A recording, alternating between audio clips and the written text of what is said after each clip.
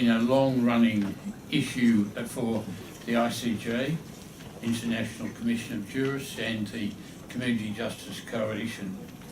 In New South Wales, Corrective Services has a hybrid model of education.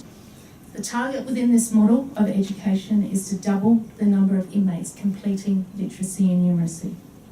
BSI Learning helps us also in the literacy and numeracy space, in addition to our 4 intensive learning centres where we have our 20 teachers across those 4 centres.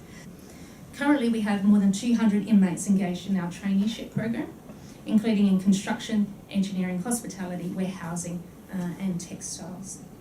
I'll start with education, because we know that education is the building blocks for an individual's future. And that when you remove teachers from a system, quality teachers, I think you really undermine educational opportunities.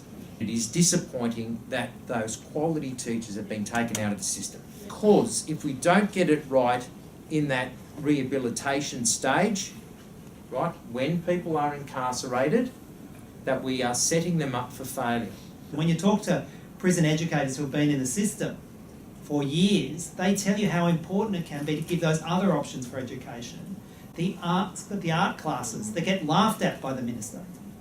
But sometimes that's the only way you can engage and start the process of education. And people held in prison on remand, they've been refused bail, do not have access to the great majority of educational rehabilitation programs. And literally, we could go into Parliament tomorrow, fix the bail laws, and we could free up a good $200, $300, $400, $500 million to work on education, put the computers in jails, give the access to Southern Cross University or whoever wants to be there. We could do it tomorrow if we had the political courage to fix the bail laws. We have replaced highly qualified, experienced teachers with people who hold a certificate 4 in workplace trainer and assessor. This government has no commitment to education.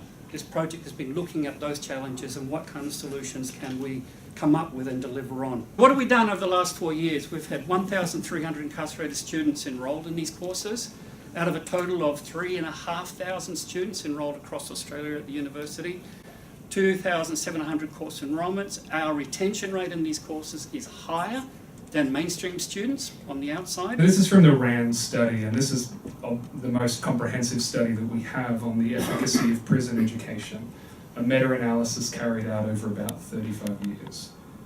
RAND, among other things, suggested that the rate of recidivism nearly halves when incarcerated adults undertake education. And these are programs that are not one thing. They range from basic skills, through vocational study, through to tertiary level study.